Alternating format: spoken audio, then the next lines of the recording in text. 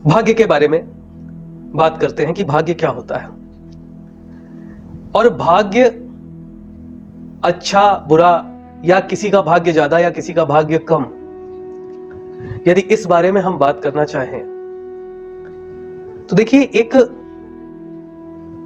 बड़ा विशाल क्षेत्र है इस बारे में बात करने का। यदि हम भाग्य का आधार समझने का प्रयास करें तो कार्मिक आधार पर जो आपकी उपलब्धियां होती हैं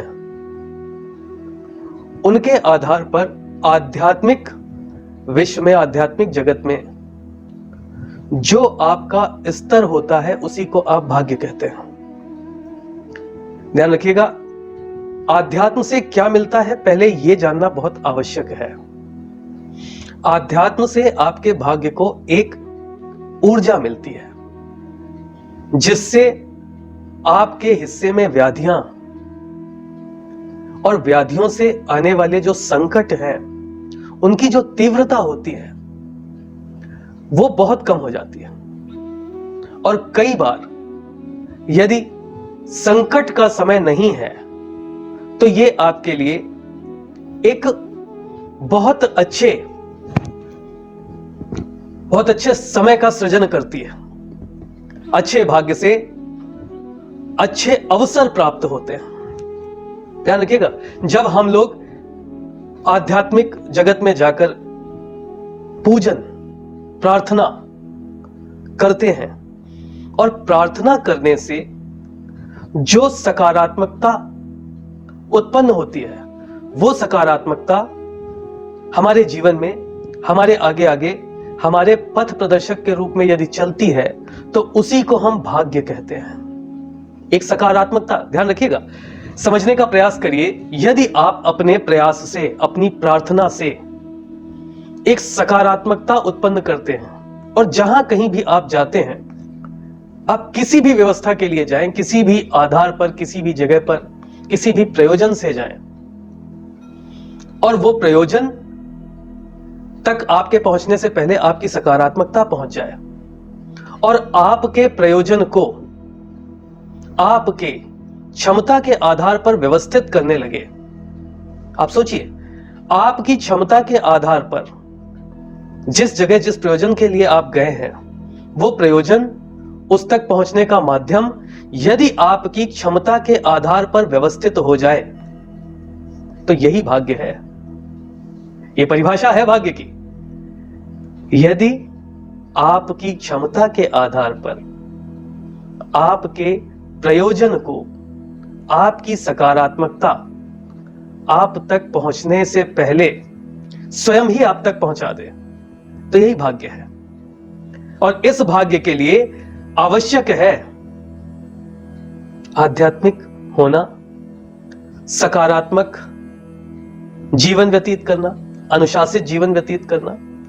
क्योंकि जिस तरीके से हम अपना जीवन व्यतीत करते हैं, हमारी उपलब्धियां, हमारी सकारात्मकता उसी के आधार पर बढ़ती या घटती है। और यदि सकारात्मकता बढ़ेगी तो भाग्य बढ़ेगा और यदि सकारात्मकता घटेगी तो भाग्य घटेगा। और यदि नकारात्मकता बढ़ने लगती है तो दुर्भाग्य बढ़ता है। और यह तुरंत नहीं होता। ऐसा नहीं होगा कि आज आपकी सकारात्मकता, आपने सकारात्मक रवैया अपनाना बंद कर दिया तो आपका भाग्य एकदम से खत्म हो जाए। ये सकारात्मकता आपके आगे चलती है और उसके समाप्त होने में भी थोड़ा समय लगता है।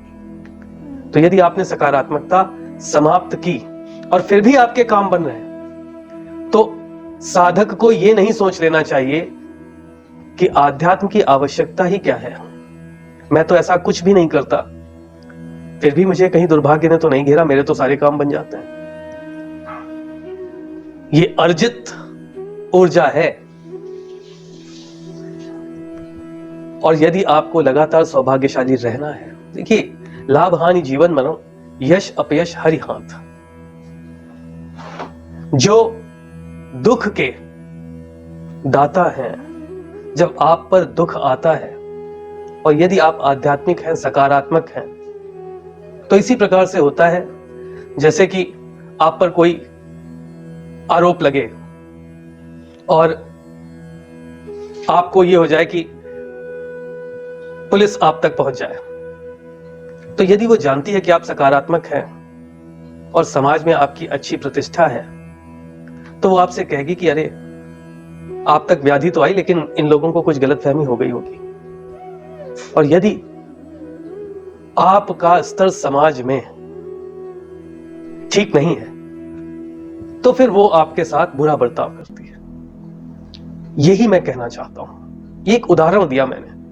किसी प्रकार से यदि आप सकारात्मक रहे हैं अपने जीवन में हमेशा, तो कष्ट तो आएंगे, लेकिन कष्टों के दाता को भी ये पता होगा, जिसने कष्ट बनाया आपके लिए, उसको ये पता होगा कि ये सकारात्मक व्यक्तित्व है और पूर्व नियोजित किसी कारण से इसको दारुण दुख मिल रहा है। तो आपको व्याधि तो ग्रसेगी, लेकिन उस व्याधि की तीव्रता कम होगी, उसकी तीव्रता कम होगी। उसके द्वारा आपको परेशान कम किया जाएगा। मान लीजिए आपके भाग्य में, आपके जीवन में आपको चोट लगती है, आपको ज्यादा कष्ट लिखा है, तो कई भागों में टूटकर आपको मिलेगा, जिससे एकदम से आपको बहुत ज्यादा तकलीफ का सामना न करना पड़े। यही भाग्य है, ये सकारात्मकता है। बाकी हम सब, और एक बात ध्यान रखिएगा, जिस समय नव जीवन मिलता है तो भाग्य और दुर्भाग्य दोनों बराबर मात्रा में मिलते हैं। ये आपकी सोच और आपकी विचारधारा पर निर्भर करता है कि आपने अपने भाग्य को किस दिशा में उपयोग किया। आपकी विचारधारा में जो वस्तु प्रबल होगी, भाग्य उसी दिशा में चलेगा।